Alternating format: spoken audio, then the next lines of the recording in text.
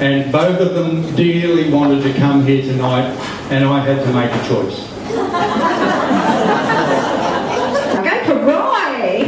But I thought it might be helpful if we just spent a little while and talked about the journey.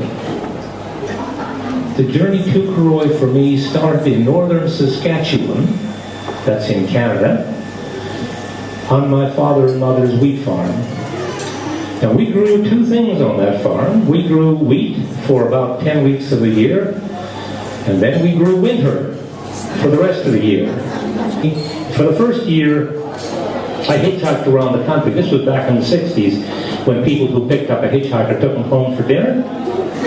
And it worked. Let me tell you, I didn't turn down one single dinner in over a year, and I was fed better than I could have fed myself.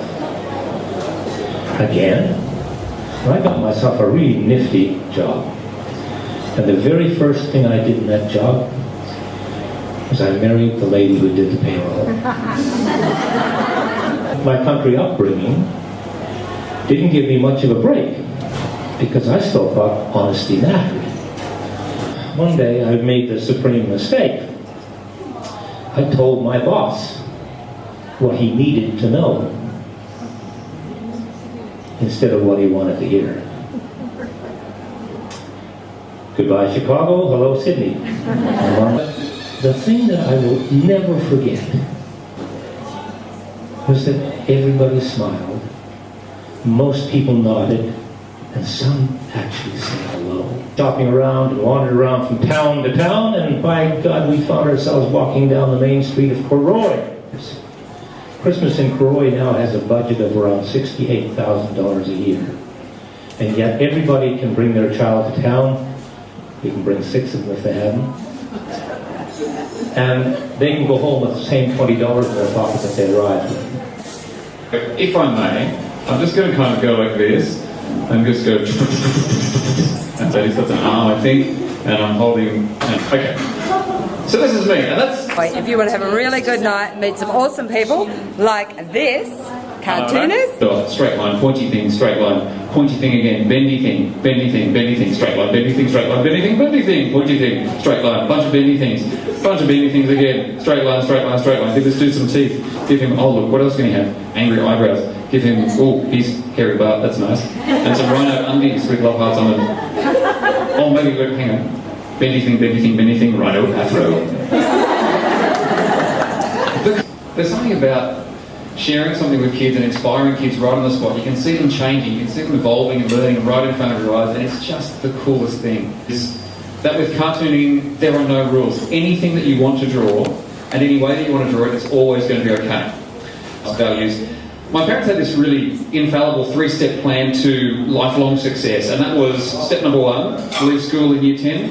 Yes. Step number 2, get a job in a bank. Awesome. Step number 3, stay there forever. There are turning points in our lives that at the time sometimes you don't recognise.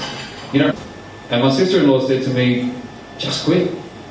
Take a leap of faith. Start your business. Be a cartoonist. And I thought, okay. We did okay. We pretty much starved for about 2 years. We had stir fries and lots of rice. But sometimes you have to back yourself. Sometimes you just have to back yourself. Even if you're not sure that you're going to be able to get past the line, you've got to back yourself. But could I do TV? And my wife said, well, why don't you do it? Like, it's kids to do. Who's going to watch it? So things lead to things lead to things. But that went back and said, oh, look, it's a wonderful book, but we already have a drawing book. Oh, what are you talking about? It's like, we already have a novel. It's like somebody saying, oh, look, I'm sorry, Whitney Houston, we already have a singer. It was just the daftest thing I'd ever heard. But then book that my editor said, I really love the way you write. I love the way you put your words together. Do you write anything else? And I said, well, yeah. And the real answer was, no. But I said, yeah, because I backed my... And so I said, what should I do? And he said, oh, look, one really good thing to do when you do a speech is have a quote up your sleeve. Because, it takes up a bit of your speech. You can talk about how you've got a quote, and that takes up a bit of time, and you can actually say the quote. Makes you seem intelligent as well, which is great. To keep me focused, I've always got a new goal that I move on to. Before I finish the next one, I've got the next one to go to. Which is interesting. A lot of people come to me now and say, so what are you going to do with yourself now? Like, what am I going to do? Go and be an astronaut? I love being busy, I love working hard, and I love cooking, and I still do. 22 years on, I absolutely adore it, and I don't want to do anything else. And some of the speakers, if you weren't inspired by them, well, I don't know who you're going to listen to. And I thought the analogy of the people that are in our community, the $1,000 guys that they pay, or $10,000 a night to come from America and that to be inspired. And when we find that we have the people within our own community that are much more inspiring, and that's fantastic, I reckon. It's been a great evening.